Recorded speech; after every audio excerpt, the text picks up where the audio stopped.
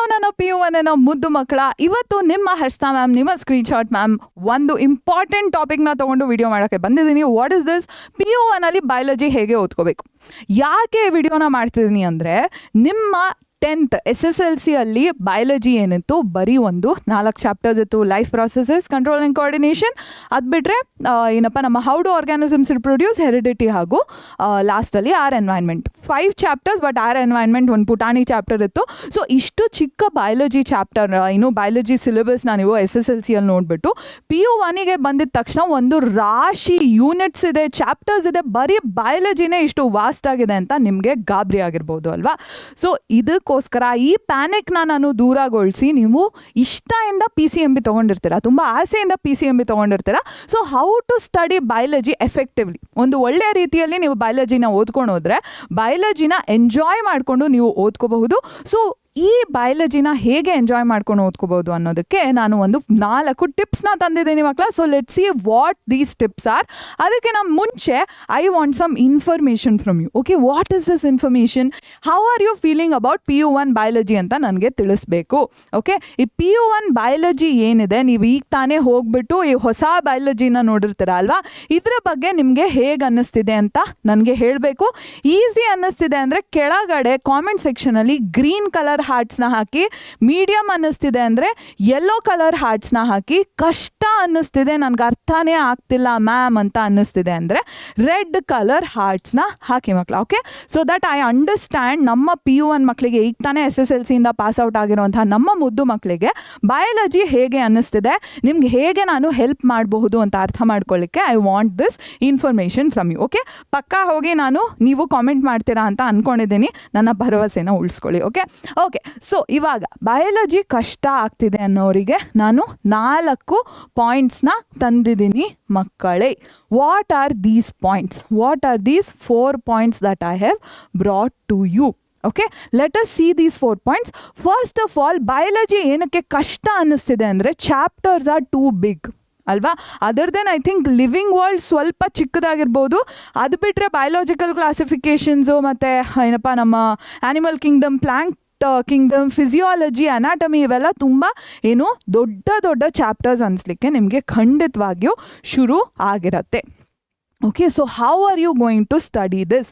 First of all, learn to chunking of ಚಾಪ್ಟರ್ಸ್ನ ಮಾಡಲಿಕ್ಕೆ ಶುರು ಮಾಡಿ. ನಾನು ಯಾವಾಗಲೂ ಲೈಫ್ ಪ್ರಾಸೆಸಸ್ನ ಹೇಳ್ಕೊಡ್ಬೇಕಾದ್ರೆ ಕೂಡ ಹೇಳ್ತಿದ್ದೆ, ಒಂದು ಇಡೀ ದೊಡ್ಡ ಚಾಪ್ಟರ್ ಅಂತ ನೋಡೋ ಬದಲು ಲೈಫ್ ಪ್ರಾಸೆಸಸ್ನ ನ್ಯೂಟ್ರಿಷನ್ ಸೆಪ್ರೇಟು, ಮತ್ತು respiration separate, transportation separate, excretion separate ಆಗಿ ನೋಡಿದಾಗ ನೀವು ಇದನ್ನು 4 ಯೂನಿಟ್ಸ್ ಆಗಿ ಕಲಿಬಹುದು.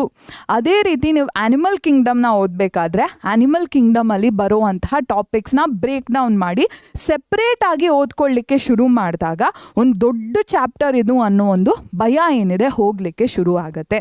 Okay, so take every big chapter as smaller units.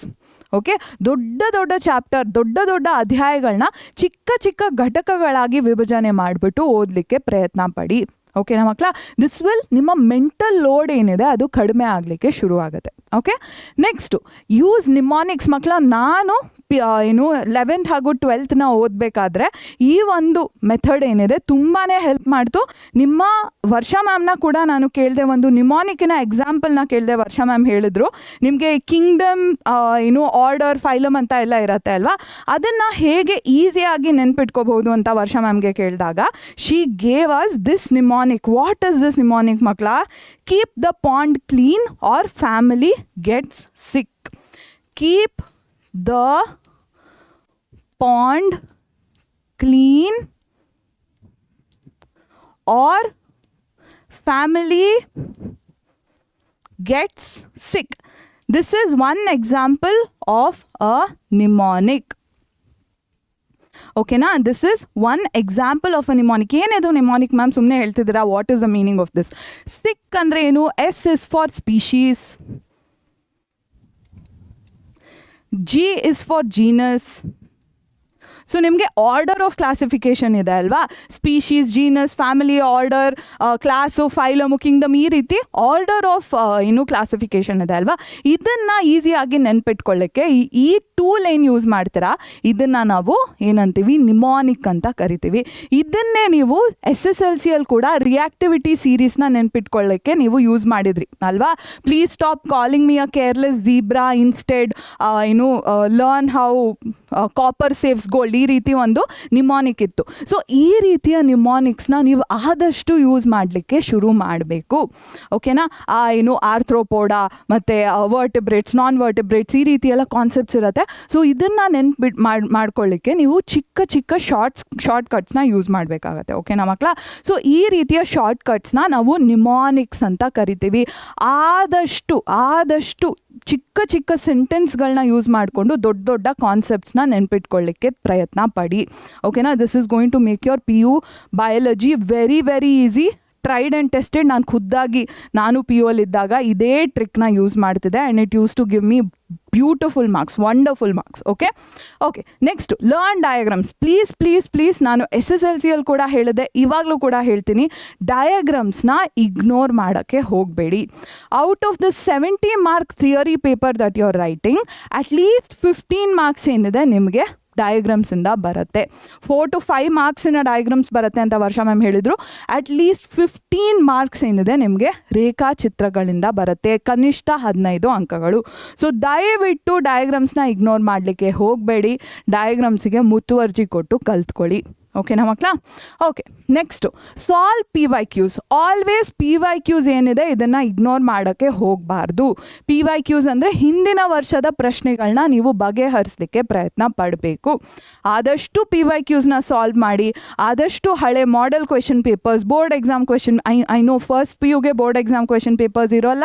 ಇಂಥ ಟೈಮಲ್ಲಿ ನೀವು ನಿಮ್ಮ ಸೀನಿಯರ್ಸ್ಗೆ ರೀಚ್ ಔಟ್ ಮಾಡಿಬಿಟ್ಟು ಲಾಸ್ಟ್ ಇಯರಿನ ಕ್ವೆಶನ್ ಪೇಪರ್ಸ್ನ ಕಲೆಕ್ಟ್ ಮಾಡಿ. ಓಕೆ, ಕಾಲೇಜಲ್ಲಿ ಸೀನಿಯರ್ಸ್ ತುಂಬಾ ಹೆಲ್ಪ್ ಮಾಡ್ತಾರೆ. ಸೊ ದಯವಿಟ್ಟು ನಿಮ್ಮ ಸೀನಿಯರ್ಸ್ಗೆ ರೀಚ್ ಔಟ್ ಮಾಡಿ, ಹಳೆ ಕ್ವೆಶನ್ ಪೇಪರ್ಸ್ನ ಹುಡುಕಿ. ಅಥವಾ ಅಫ್ಕೋರ್ಸ್ ನಮ್ಮ KSEAB ವೆಬ್ಸೈಟಲ್ಲೂ ಕೂಡ ನಿಮಗೆ, KSEAB ವೆಬ್ಸೈಟ್ ಅಲ್ಲದೇ ಇದ್ದರೂ ಬೇರೆ ವೆಬ್ಸೈಟ್ಸಲ್ಲೂ ಕೂಡ ನಿಮಗೆ ಕ್ವೆಶನ್ ಪೇಪರ್ ಸಿಗುತ್ತೆ. ಏನೂ ಸಿಗಲಿಲ್ಲ ಅಂದರೆ ಪರವಾಗಿಲ್ಲ, ನಮ್ಮ ಪರೀಕ್ಷೆ ಆ್ಯಪಲ್ಲಿ ಡೆಫಿನೆಟ್ಲಿ ನಿಮಗೆ ಹಳೆ ಕ್ವೆಶನ್ ಪೇಪರ್ PYQs ಸಿಕ್ಕೇ ಸಿಗುತ್ತೆ. ಸೊ ದಯವಿಟ್ಟು ಅದನ್ನು ಯೂಟಿಲೈಸ್ ಮಾಡ್ಕೊಳ್ಳಿ and get a sense. Yes, one more important thing, last ವಿಡಿಯೋಲ್ಲಿ ಕೂಡ ನಾನು ಹೇಳಿದೆ, ಹೈ ವೇಟೇಜ್ ಚಾಪ್ಟರ್ಸು, ಟಾಪಿಕ್ಸ್ನ ಇಗ್ನೋರ್ ಮಾಡೋಕ್ಕೆ ಹೋಗಬೇಡಿ. ಯಾವ ಟಾಪಿಕ್ಸ್ ಇಂಪಾರ್ಟೆಂಟು, ಯಾವ ಟಾಪಿಕ್ಸ್ ಹಾಗೂ ಚಾಪ್ಟರ್ಸಿಗೆ ಜಾಸ್ತಿ ವೇಟೇಜ್ ಇರುತ್ತೆ. For example plant and animal ಕಿಂಗ್ಡಮಿಗೆ ತುಂಬಾ ಜಾಸ್ತಿ ವೇಟೇಜ್ ಇದೆ ಅಂತೆ ನಿಮ್ಮ ಕ್ವಾರ್ಟರ್ಲಿ ಟೆಸ್ಟಲ್ಲಿ. More then living world or biological classification, animal ಕಿಂಗ್ಡಮಿಗೆ ತುಂಬಾ ಜಾಸ್ತಿ ವೇಟೇಜ್ ಇರುತ್ತೆ. ಸೊ ದಯವಿಟ್ಟು ಆ ರೀತಿಯ ಇಂಪಾರ್ಟೆಂಟ್ ಟಾಪಿಕ್ಸ್, ಇಂಪಾರ್ಟೆಂಟ್ ಚಾಪ್ಟರ್ಸ್ಗೆ ಜಾಸ್ತಿ ಗಮನ ಕೊಟ್ಟು ಕಲೀರಿ ಮಕ್ಕಳ. ಓಕೆನಾ. ಸೊ ಇದೇ ರೀತಿ ನಿಮಗೆ ಬೇರೆ ವಿಡಿಯೋಸ್ ಬೇಕಿದ್ರೆ, ಬೇರೆ ಪ್ರಾಬ್ಲಮ್ಸ್ ಇದ್ದರೆ ನಿಮ್ಮ PU1 ಜರ್ನಿಯಲ್ಲಿ, ಕಾಲೇಜಿನ ಜರ್ನಿಯಲ್ಲಿ ಬೇರೆ ಪ್ರಾಬ್ಲಮ್ಸ್ ಇದ್ದರೆ ದಯವಿಟ್ಟು ಕೆಳಗೆ ಹೋಗ್ಬಿಟ್ಟು ಕಾಮೆಂಟ್ ಸೆಕ್ಷನಲ್ಲಿ ಮೆನ್ಷನ್ ಮಾಡಿ. ನಾನು SSLCಯಲ್ಲಿ ಹೇಗೆ ನಿಮಗೆ ಹೆಲ್ಪ್ ಮಾಡಿದ್ನೋ PU ಅಲ್ಲಿ ಕೂಡ ಅದೇ ರೀತಿ ಹೆಲ್ಪ್ ಮಾಡಲಿಕ್ಕೆ ನನ್ನ ಶಕ್ತಿ ಮೀರಿ ಪ್ರಯತ್ನ ಪಡ್ತೀನಿ. ಸೊ ದಯವಿಟ್ಟು go and mention your difficulties in the comment section below and I will try to get back to you with a solution in the upcoming videos. Okay, na makla. Thank you so much for joining me in today's video. I'll see you in the next one.